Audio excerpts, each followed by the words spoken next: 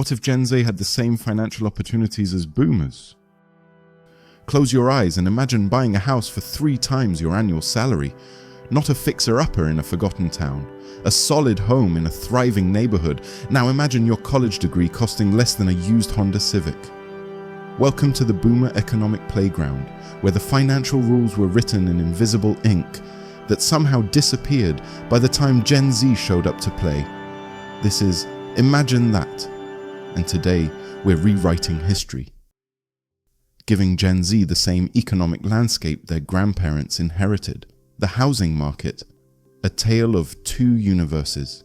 In 1970, the median home price hovered around $23,000 with median household income at $9,000.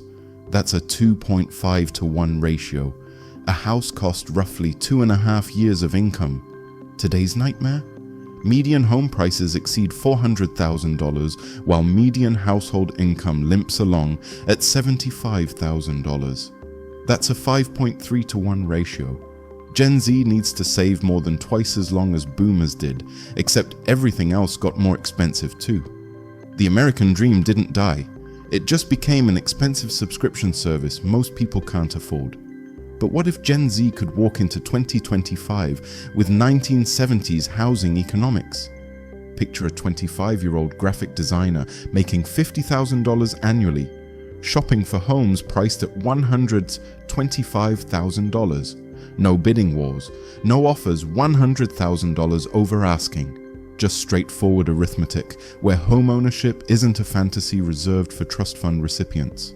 Education, from investment to indenture. In 1980, a year at a public university cost about $1,200, roughly $4,400 in today's money. Modern reality, try $10,000 to $30,000 per year. Boomers could work a summer job and cover most tuition.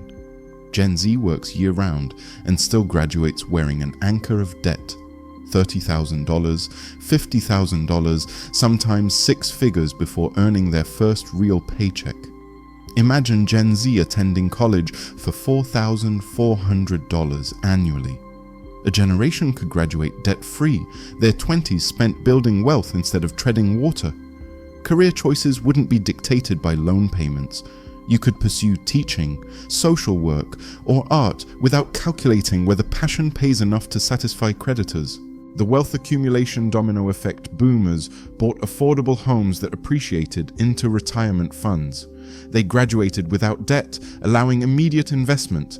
Their wages kept pace with productivity gains. Gen Z starts the race wearing cement shoes.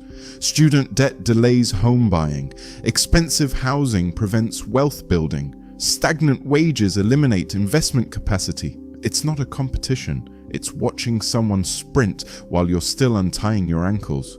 But with boomer opportunities, Gen Z could buy homes in their 20s, building equity instead of enriching landlords.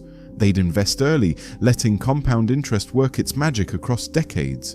Retirement wouldn't be a punchline. It would be an achievable milestone. The reality check. We can't rewind history or restructure economics with wishful thinking. The boomer advantages emerged from unique circumstances: post-war industrial dominance, strong unions, government investment in infrastructure, and housing supply that met demand. Gen Z inherited the consequences: a world where productivity skyrocketed but wages flatlined, where housing became investment vehicles instead of homes, where education transformed into profit centers, charging premium prices for essential credentials. The question isn't what if anymore, it's what next.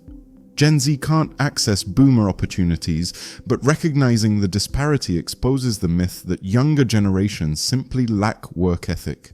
The game board changed. Pretending it didn't helps nobody.